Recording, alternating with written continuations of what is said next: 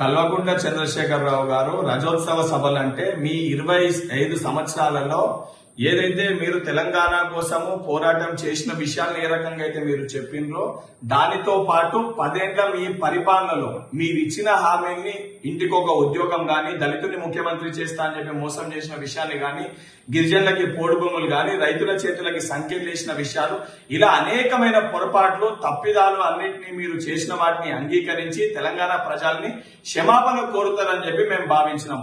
కానీ సిగ్గు శరం లేకుండా ఏ బలుపు ఏ అహంకారం అయితే మీకుండేనో ఆ బలుపు అహంకారాన్ని తగ్గించాలని చెప్పి తెలంగాణ ప్రజలు మిమ్మల్ని నేలకేసి కొట్టినా కనీసము బుద్ధి రాకుండా, బుద్ధి లేకుండా అదే బలుపుతోటి అదే అహంకారంతో మళ్ళీ ఈ రోజు మీరు ప్రసంగించడం జరిగింది. తెలంగాణ రాష్ట్రం ఈ రోజు ఇచ్చింది సోనియా గాంధీ గారు. ఏదైతే కుటుంబ సమేతంగా సోనియా గాంధీ దగ్గరికి, గాంధీ కుటుంబం దగ్గరికి మీరు వెళ్లి కాళ్ళు మొక్కిన విషయాన్ని మర్చిపోయినరా?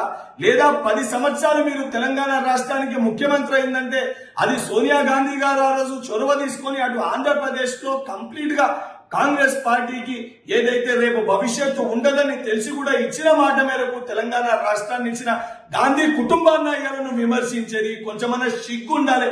ఈ రోజు ఊసర్వెల్లి లెక్క ఎప్పుడు ఏ అవసరం ఉంటే ఆ రకంగా మాట్లాడే వ్యక్తివి నువ్వని ఈ రోజు నీ ప్రసంగంలో చాలా స్పష్టంగా కనబడ్డది.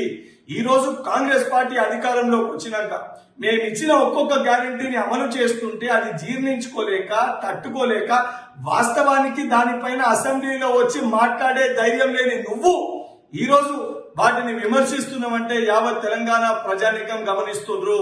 నువ్వు చేసిన తప్పిదాలకి కనీసము మొన్నటిసారి నీకు ప్రతిపక్ష పార్టీ హోదా, ప్రతిపక్ష పార్టీ నాయకునిగా ప్రజలు హోదా కల్పించారు.